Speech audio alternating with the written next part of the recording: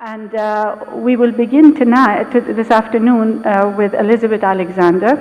We try to sort of reach across different regions for the voices of women from those regions. Elizabeth concerns herself with issues of gender, issues of race, and here we have the wonderful Meryl, whom we were missing up to now.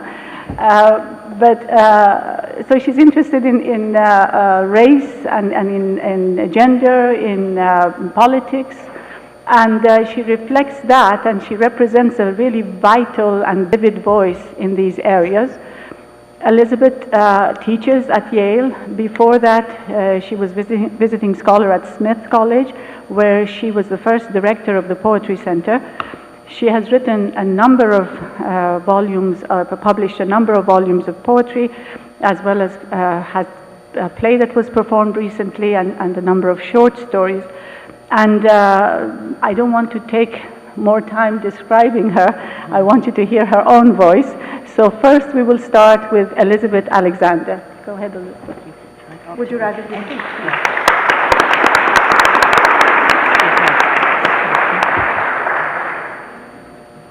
Thank you. Thank you all for coming. Thank you so much for having me. It means a great deal to share my work in the context of the work that my sisters all over the world are doing. It means a great deal to me, so thank you. This first poem is called The Venus Hottentot.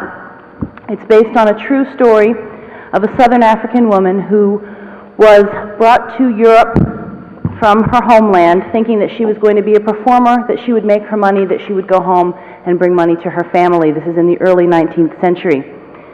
Instead, she found herself exhibited, caged, nude, in the private balls and circuses of Paris and London, where people would pay to come and see her, and what they specifically wanted to see were her genitalia and her naked behind, which they thought told them everything about how African women were somehow essentially different from European women.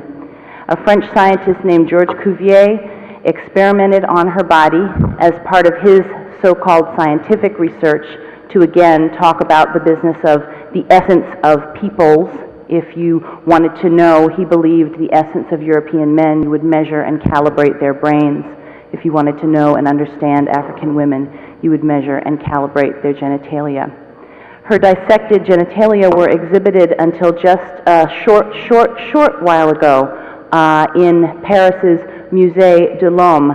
And an interesting postscript to the occasion of writing the poem is that her remains have, just in the last few months, been repatriated to South Africa for a proper burial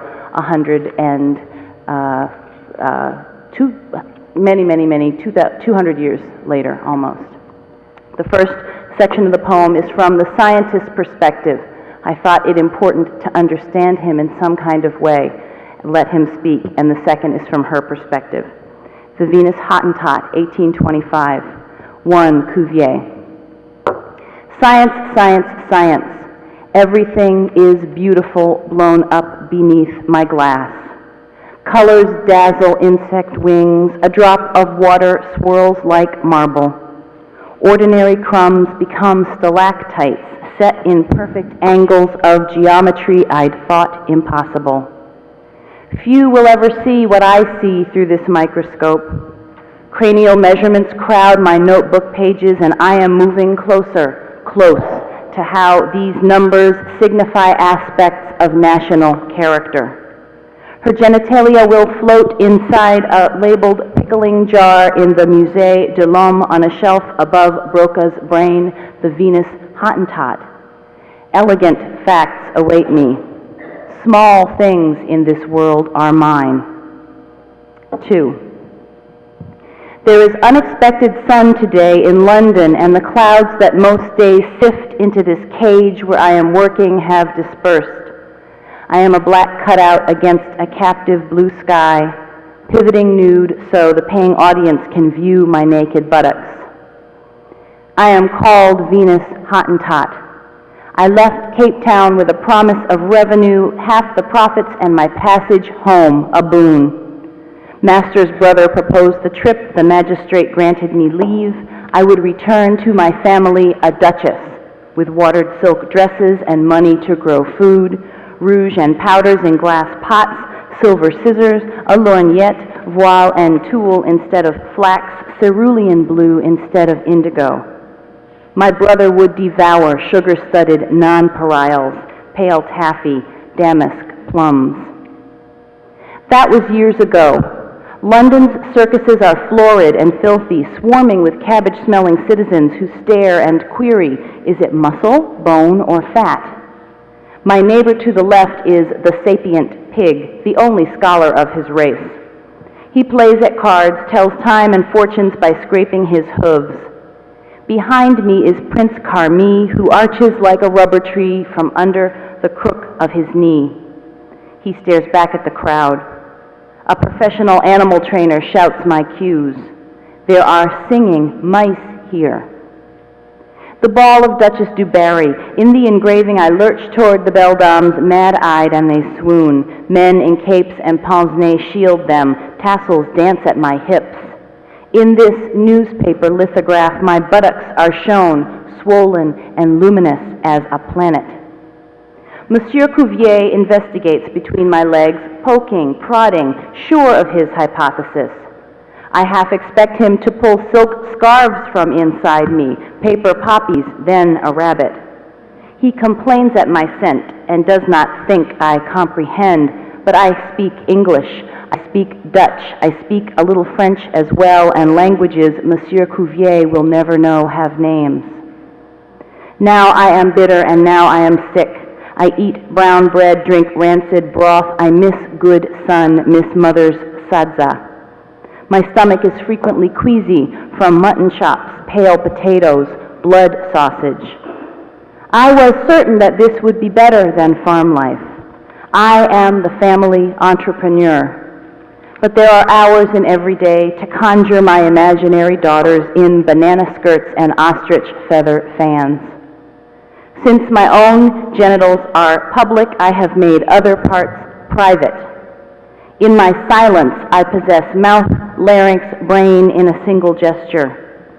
I rub my hair with lanolin and pose in profile like a painted Nubian archer, imagining gold leaf woven through my hair and diamonds. Observe the wordless odalisque. I have not forgotten my kosa clicks. My flexible tongue and healthy molder this man with his rotting teeth. If he were to let me rise up from this table, I'd spirit his knives and cut out his black heart, seal it with science fluid inside a bell jar, place it on a low shelf in a white man's museum so the whole world could see it was shriveled and hard, geometric, deformed, unnatural. This poem is called Robeson at Rutgers.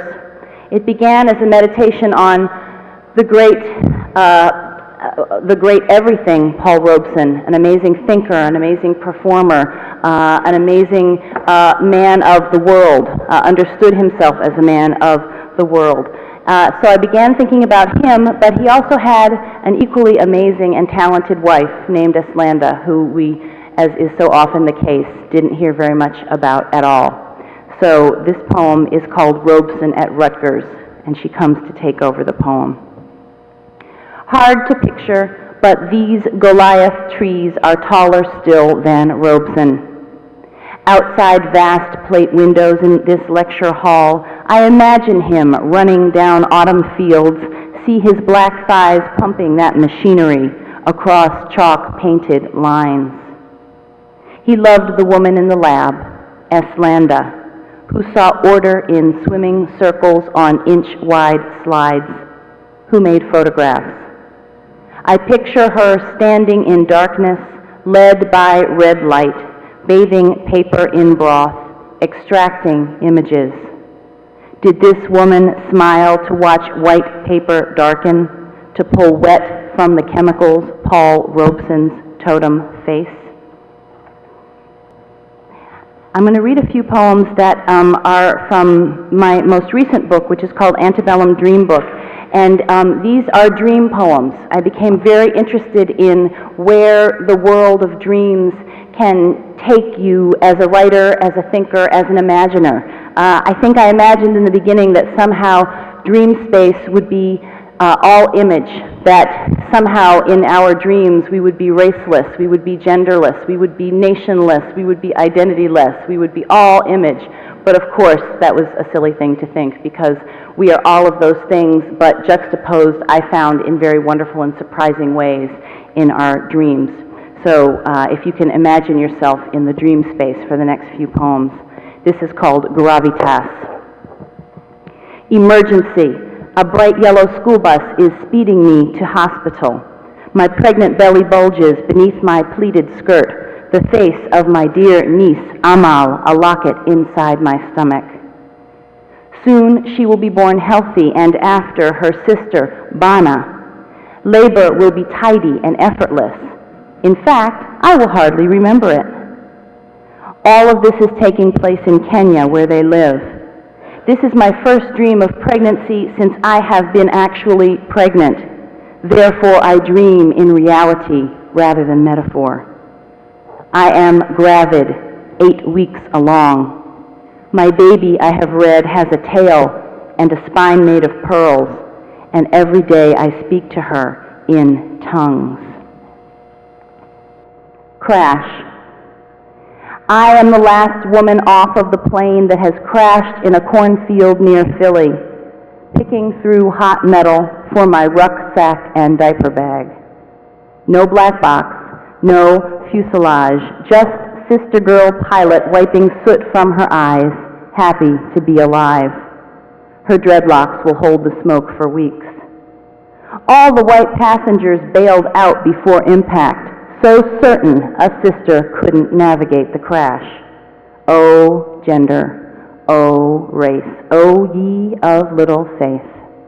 Here we are in the cornfield, bruised and dirty, but alive. I invite Sister Girl Pilot home for dinner at my parents' for my mother's roast chicken with gravy and rice to celebrate. War. In the dream, there was goo, yellow goo which hurled itself at unclothed bodies and burned. Shower water slowing to a trickle, mayhem on TV and on the radio. Dan Rather in slow motion. We thought they'd attack a medium-sized city of poor people like Philadelphia, not a mighty city like Chicago. Tanks firing with no sound. Mayhem, a word I've been drawn to for the last week for no apparent reason, my newest pulsing word, in a dream where I do not picture enemies. Peccant, Maryland State Correctional Facility for Women, Baltimore County branch has undergone a facelift. Cells are white and ungraffitied, room-like, surprisingly airy. This is where I must spend the next year eating slop from tin trays, facing women much tougher than I am, finding out if I am brave. Though I do not know what I took, I know I took something. On exercise day, walk the streets of the city you grew up in my case, D.C., from pillar to post, Adams Morgan to Anacostia, Shaw to Southwest, Logan to Chevy Chase circles, recalling every misbegotten everything, lamenting, repenting. How my parents keen and weep, scheme to spring me, intercept me at corners with bus tokens, pass keys, files baked in cakes. Komanyaka, the poet, says, don't write what you know, write what you are willing to discover. So I will spend this year, these long days, meditating on what I am accused of in the white rooms, city streets, communal showers, mess hall, where all around me sin and not sin is scraped off tin trays into oversized sinks, all that excess scraped off and rinsed away. Postpartum Dream number 8. In a hail of bazooka fire, they drop her toddler from the second floor porch. She knows he'll land in bushes and survive. They'll leave him for dead. When the shots subside, she'll grab him, shush him, shrink him, pocket-sized, kung fu fight to the basement crawl space to plan how to rescue the 6-week-old baby. The toddler thinks she's the mother in all his books. Mama tiger, mama bear, mama elephant. Mama. What else is she to do with all that pride? Look right, look left, she runs head down, toddler in her pocket, straight to foster care, where she sweeps away paperwork, storms marble corridors, high heels clicking past uniformed matrons and rows of bassinets till she sees the silver arc of her sweet baby's pee. Baby, my baby, his mouth at the ready. Her nipples stand out from here to St. Louis, unsexy and mighty, full of that much milk. And then I'll conclude with a poem called Visitation. Pablo Neruda still lives in my dream. Will discuss with me a better language for poems both political and personal.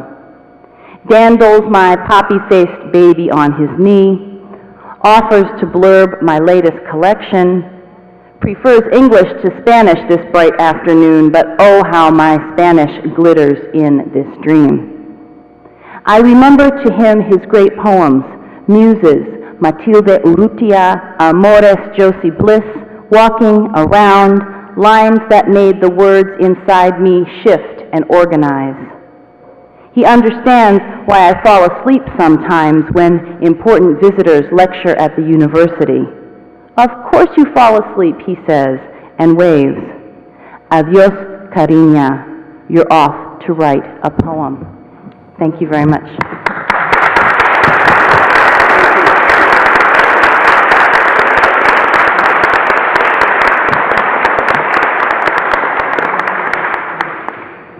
Thank you, Elizabeth, for those lovely poems.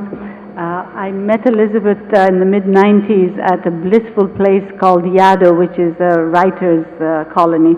And it's amazing how much she has done since then and how extraordinary her work has been.